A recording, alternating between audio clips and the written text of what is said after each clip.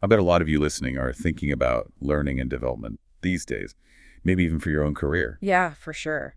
With tech changing so fast, L&D is definitely getting more and more important. True, and it's interesting how L&D is done so differently around the world. We'll have to talk about those global differences later. Definitely. But first, for anyone who's new to this whole L&D thing, maybe we should start with the basics. Right? Like, what exactly L&D and why should people care? Well, L&D is really about helping people and companies grow and change. It's about giving them the skills they need to do well in this crazy world that's always evolving. So it's more than just like those old school training seminars. Oh, yeah. It's way more than that. It's Yeah. about creating a whole culture of learning a place where people are always learning and growing. Okay, so it's not just a one-time thing. It's about making learning a regular part of work. Exactly. We call it learning in the flow of work. It's about making learning seamless, fitting it into what we're already doing every day. That makes sense. But how do you make sure everyone's getting the right training? That's where personalized learning comes in. Imagine getting a learning plan that's completely tailored to you, your skills, your goals. Like a learning program that's as unique as your fingerprint. Yeah, exactly. And that's where AI and machine learning come in. They're changing the game, allowing us to analyze tons of data and create those personalized learning paths. Whoa, it's like having a personal AI tutor guiding you through your career. In a way. But with all the demands of work, who actually has time for all this learning? That's what I was thinking. We're all so busy these days. You're right. That's why learning in the flow of work is so crucial.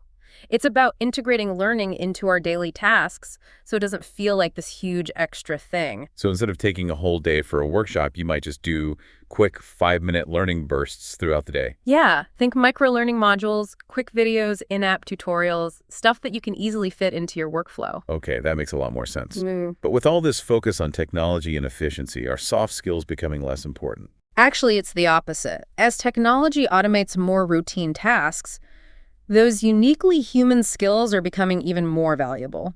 So things like communication, teamwork, problem solving. Exactly. Those are the skills that really set people apart in today's world. So the more tech we have, the more we need those human skills. It's kind of ironic. It is. And L&D is definitely shifting to address this. We're seeing more programs focused on developing those essential soft skills. Like workshops on communication or leadership training. Right. It's about helping people become well-rounded, adaptable, and ready for whatever comes their way. This is all great stuff, but let's get practical. How can companies actually build strong L&D programs? Where do they even start? It all starts with understanding the company's goals and the needs of its employees. It's about making sure learning initiatives align with the bigger picture. So you need a targeted strategy, not just a bunch of random courses. Exactly. You have to figure out where the skill gaps are, what people already know and anticipate future needs. And then, of course, there's technology. Tech is a big part of it these days. For sure, learning management systems are becoming essential. They help manage courses, track progress, and make it easier for learners and instructors to connect. So it's like a central hub for everything L&D. Basically. And it's always evolving, too. We're seeing things like VR and AR being used to create immersive learning experiences, especially in fields like healthcare and engineering. I can see how that would be super helpful in those hands-on fields. Absolutely. But with all this new technology, it's important to make sure we're not just chasing shiny objects. Right. We need to make sure these L&D programs are actually working. Exactly. That's why measurement and evaluation are so crucial. We need to track things like completion rates, gather feedback from learners, and most importantly, see how L&D is impacting the company's overall success. So connecting those L&D initiatives to things like productivity, customer satisfaction, employee retention. Exactly. It's about proving the value of L&D, showing how it contributes to both individual and organizational growth. And speaking of different perspectives earlier, you mentioned how L&D is viewed differently around the world. Can you tell us more about that? Sure. In my experience, Western Europe, particularly the UK, has a really strong focus on L&D. They see it as a core investment and have a culture that truly values continuous learning. What makes them stand out? Are they doing anything particularly innovative? They often have dedicated L&D departments with specific job roles like L&D managers and directors.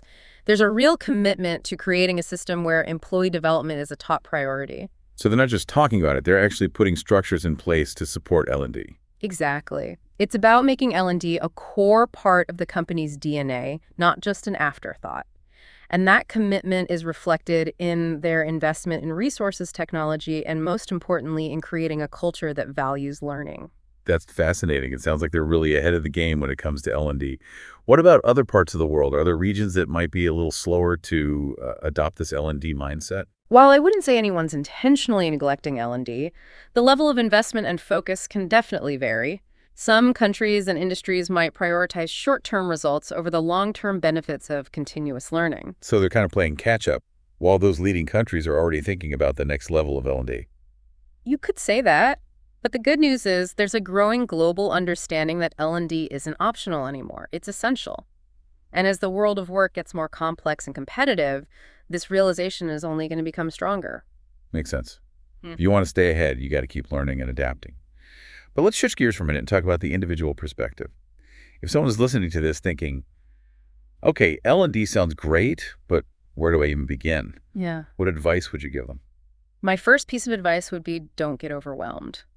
The world of L&D can feel massive, but it doesn't have to be.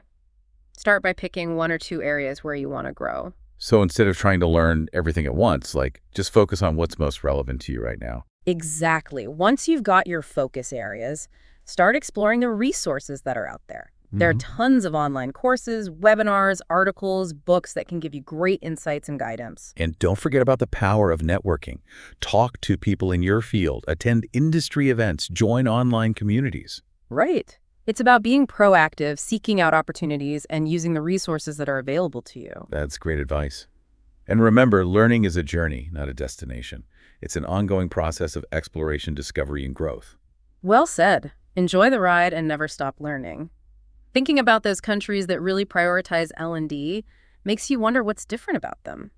Is it just money, or is there something deeper going on, like a cultural thing? Yeah, it can't just be about having a big budget for fancy programs. Right. There have to be a real belief in learning, a feeling that it's important. I think you're right. It's like L&D is built into how they work. It's not just a box to check. It's how they do things. So it's more about creating a company where everyone is learning and growing all the time. Exactly. It's about encouraging everyone to learn and share what they know and basically make the company smarter as a whole.